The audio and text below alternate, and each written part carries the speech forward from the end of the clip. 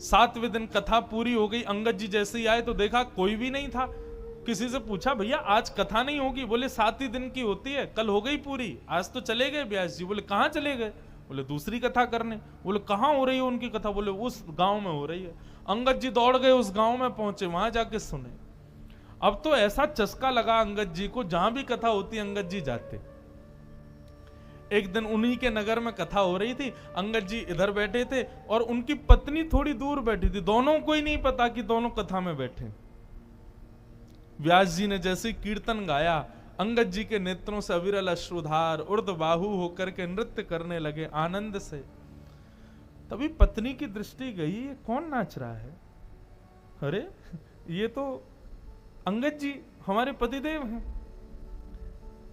तभी मैं कहूं कुछ समय से ये पहले तो बड़े दुखी रहते थे कि मैं मुख नहीं दिखाती, कुछ समय से बड़े प्रसन्न रहते हैं, मुझसे ज्यादा बात भी नहीं करते, अपनी सेवा पूजा भी करने लग गए हैं और बड़ा सामान्य सा बड़ा सुखमय जीवन जी रहे हैं। मैं सोच तो रही थी बदलाव कैसे आ गया, ये कथा सुनते हैं।